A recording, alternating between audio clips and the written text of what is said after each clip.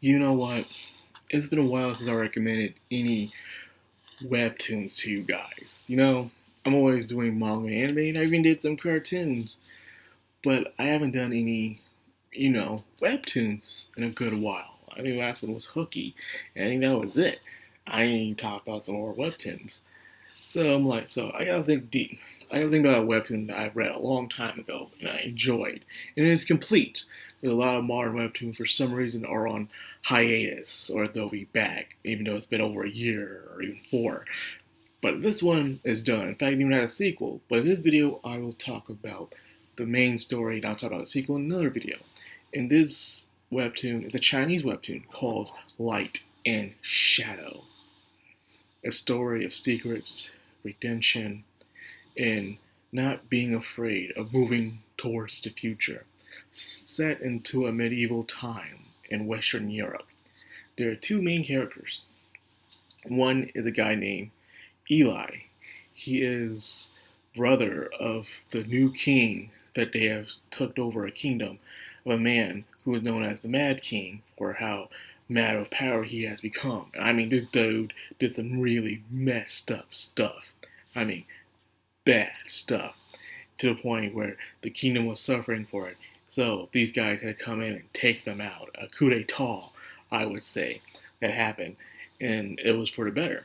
So now this dude's brother is now the new king, and Eli, who was a war-hungry guy, had to settle down for once and become a duke of land.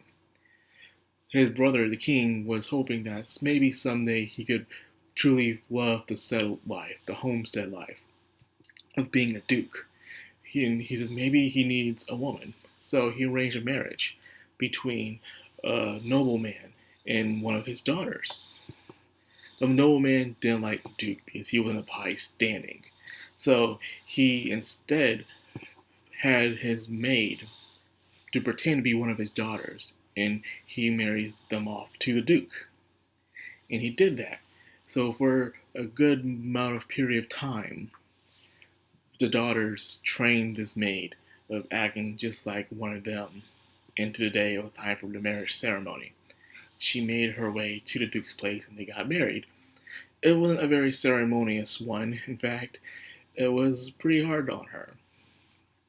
But she dealt with it anyways because she was happy being out of that house. But this maid had a secret. This maid named Edna had a secret. And her secret was that she was actually royalty to the Mad King. And she knew of her father's craziness, but failed to do anything about it. But she had to go into hiding, pretending she was a boy as she was around her father, and to the point where she had to pretend to be a maid. So her entire life, she had to lie who she is in order to survive. The father wanted a prince to be the heir to his kingdom, but she was a girl. So she had to be trying to be a boy in the presence of her own father, or else the father would have done something very bad to her. Then when the kingdom fell, she had to go into hiding, and she had to pretend to be a maid. Again, she had to pretend to be something else. And this woman was so tired of hiding, but she felt like she had to from being a coward as she saw herself. When she lived with the Duke, she saw this as an opportunity to make things right. As she looked upon a land which the Duke didn't care for it because he was a man of battle and was not used to being a man of land. So she decided to take over the responsibilities by becoming someone to help the people of the land, a form of redemption that she wanted to happen. And when bandits came, she was good with a sword and a whip. She knew how to ride a horse, because she was trained these things, because she had to pretend to be a prince the entire time.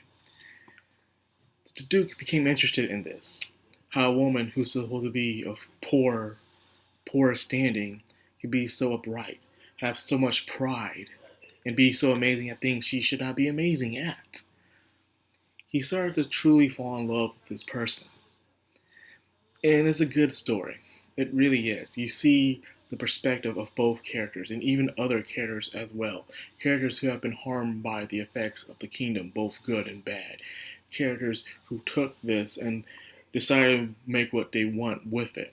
whether they wanted to take revenge or be petty, or they saw it as an opportunity to become something better, or because of the kingdom takeover, some people suffered. People who seemed to be bad people were actually good, and people who seemed to be good people were actually bad. Not to always judge a book by its cover. That's what I'm trying to say. And I enjoy it. The art is nice.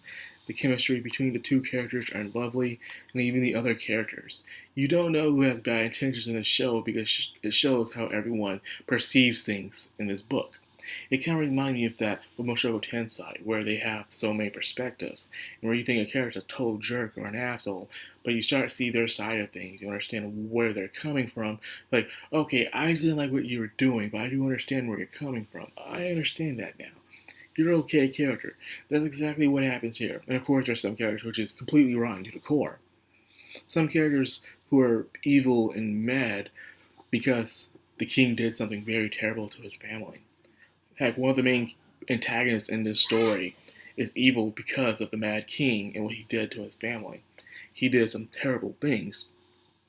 And because of that, even after the Mad King fell, he still wallowed in that pity. Because even though the Mad King was gone, he could never give back what he lost.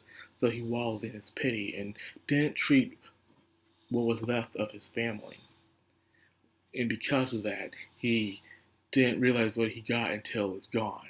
And instead of trying to look back on this as a lesson, he dove deeper into his self-pity and became a spiteful person.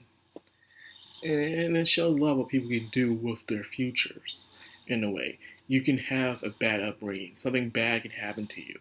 But it is up to you to decide what you want to do from here on out, you know? Even people who got the redemption still couldn't move on.